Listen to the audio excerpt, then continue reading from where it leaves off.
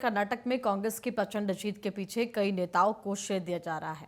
राहुल गांधी की भारत जोड़ो यात्रा से लेकर मल्लिकार्जुन खड़गे का पार्टी नेतृत्व, सिद्धारमैया की व्यापक जनाधार और डी शिव कुमार संगठन की कौशल को इस जीत का श्रेय दे रहा है। वहीं इस पंक्ति में एक और नाम है। पार्टी प्रवक्ता और पार्टी के कर्नाटक प्रभारी रणदीप सुरजेवाला ने जिस तरह कड़ी चुनौतियों के बीच पार्टी के लिए कड़ी मेहनत की, उससे पार्टी के अंदर उनका कदम बढ़ा है। माना यह जा रहा है कि पार्टी अध्यक्ष खड़गे जब भी अपनी टीम तैयार करेंगे तो सुरजेवाला को अहम जिम्मेदारी मिलना स्वाभाविक है। कांग्रेस के राष्ट्रीय प्रवक्ता और कर्नाटक कांग्रेस के प्रभारी रणदीप सुरजेवाला की इन दिनों कई तस्वीरें सामने आ रही हैं। कर्नाटक में नेता के चयन होने से पहले कांग्रेस की तरफ से एक तस्वीर साझा की गई। इसमें रणदीप सुरजेवाला, सिद्धारमैया और डी शिव कुमार सुबह का नाश्ता करते हुए नजर आए। ये संकेत था कि कर्नाटक में नेतृत्व का विवाद सुलझ गया है। इसके साथ ही ये संकेत भी था कि अब रणदीप सुरजेवाला की अहमियत बढ़ गई है। देखा भी गया कि कर्नाटक में मुख्यमंत्री के नाम का चयन होने के बाद प्रेस कॉन्फ्रेंस में के.सी. वेणुगोपाल के साथ रणदीप सुरजेवाला ही मीडिया से मुखातिब हुए हैं। कर्नाटक में कांग्रेस की इस जीत के लिए अब रणदीप सुरजेवाला की मेहनत को सराहा जा रहा है। आखिर कर्नाटक में कांग्रेस की जीत होने पर हरियाणा के कैथल में उत्साह देखते ही बना। कैथल में इस बात को समझा जा रहा था कि इन परिणामों के बाद सुरजेवाला के अंक निश्चित बढ़ने वाले हैं। कार्यकर्ताओं के अबीर गुलाल और बर्फी आगे के लिए बहुत कुछ बयां कर रही है। पहले इस बात को समझा जाना चाहिए कि कर्नाटक में जीत के लिए सुरजेवाला का अपना योगदान किस तरह का है। रणदीप सुरजेवाला को के.सी. वेणुगोपाल की जगह जब राज्य का प्रभारी बनाकर भेजा गया था तो कांग्रेस कई मुश्किलों से जूझ रही थी। इससे थोड़ा पहले कांग्रेस ने दिनेश गुंडूराव की जगह पार्टी की कमान डी शिव कुमार के हाथों में सौंपी थी। 2019 के लोकसभा चुनाव में कांग्रेस को कड़ी पराजय का सामना करना पड़ा। 28 में केवल एक सीट डी शिव कुमार के भाई डी सुरेश बेंगलुरु ग्रामीण से जीत पाए थे। कांग्रेस की जेडीएस से मिलजुल कर बनी सरकार भी ज्यादा लंबी नहीं चली। एक साल में ये गठबंधन टूट गया। कांग्रेस के कुछ विधायक बीजेपी में शामिल हो गए थे। ऐसे में कांग्रेस के लिए अपनी जमीन को फिर से पाना काफी बड़ी चुनौती थी। लेकिन सुरजेवाला ने बहुत धैर्य के साथ कर्नाटक की स्थितियों को समझा, हर क्षेत्र के सामाजिक राजनीतिक ढर्रे को समझा।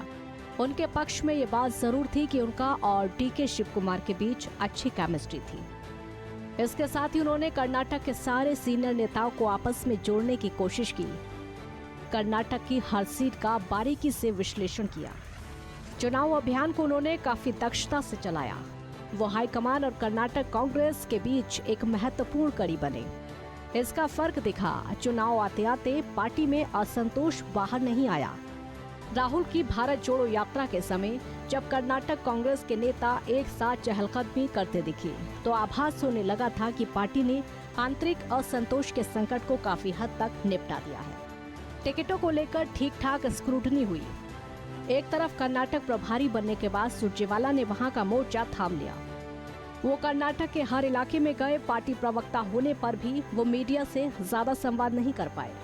इसके बजाय वो कर्नाटक में पार्टी को जिताने के लिए पूरी तरह से जूझते रहे। ऐसे में जब पार्टी ने कर्नाटक में बड़ी लगभग एक तरफा जीत हासिल की तो इसका श्रेय रणदीप सुरजेवाला को मिलना स्वाभाविक है। सुरजेवाला को सियासत विरासत में मिली। रणदीप सुरजेवाला के पिता शमशेर सिंह सुरजेवाला कांग्रेस के बड़े नेता रहे। एक बड़े किसान नेता के तौर पर उनकी पहचान रही। वो 1967 से 2005 तक कई बार विधानसभा के सदस्य और 1993 में संसद सदस्य रहे। हरियाणा के कैथल में उनका अपना प्रभाव रहा। रणदीप सुरजेवाला 17 साल की आयु में कांग्रेस के हरियाणा जनरल सचिव बन गए थे। छात्र जीवन में पंजाब विश्वविद्यालय चंडीगढ़ के सबसे युवा सेनेटर चुने गए। 1987 से 90 के बीच जब उनके पिता हरियाणा कांग्रेस के अध्यक्ष थे, रणदीप सुरजेवाला ने कांग्रेस को मजबूत करने के लिए काफी मेहनत की। 2000 में रणदीप सुरजेवाला भारतीय युवा कांग्रेस के राष्ट्रीय अध्यक्ष बने। इस पद पर वो 2005 तक रहे। इससे पहले कांग्रेस कमेटी के सचिव बना दिए गए थे। 2004 में वो हरियाणा कांग्रेस कमेटी के सबसे कम आयु के कार्यकारी अध्यक्ष नियुक्त किए गए। रणदीप सुरजेवाला ने हरियाणा में 6 बार विधानसभा का चुनाव लड़ा। उन्होंने 1996 और 2005 के विधानसभा चुनाव में तत्कालीन सीएम ओम प्रकाश चौटाला को भी हराया। इससे उनका प्रभाव समझा जा सकता है। 2005 में वो भूपेंद्र सिंह हुड्डा सरकार में सबसे कम उम्र के कैबिनेट मंत्री बनाए गए। 2014 में जब कांग्रेस तीसरे स्थान पर रही थी तो ऐसी स्थिति में भी रणदीप सुरजेवाला अपनी सीट बचाने में कामयाब रहे थे। तब उन्हें यातायात, नागरिक उड्डयन, संसदीय कार्य विभाग का मंत्रालय सौंपा गया था। रणदीप सुरजेवाला पार्टी के युवा नेता हैं। इस समय कांग्रेस में राहुल गांधी के विश्वस्त लोगों में रणदीप सुरजेवाला का भी नाम लिया जाता है। खासकर उनके परिवार के कांग्रेस से जुड़े रहने का क्रेडिट भी रणदीप सुरजेवाला के नाम जाता है। कर्नाटक विधानसभा में जीत दिलाने के बाद अब कांग्रेस लोकसभा की सीटों में कांग्रेस के अच्छे प्रदर्शन की अपेक्षा करेगी। माना जा रहा है कि कांग्रेस अध्यक्ष मल्लिकार्जुन खड़गे जब भी अपनी टीम का नए सिरे से गठन करेंगे तो रणदीप सुरजेवाला को उसमें अहमियत मिलेगी। News desk, network 10।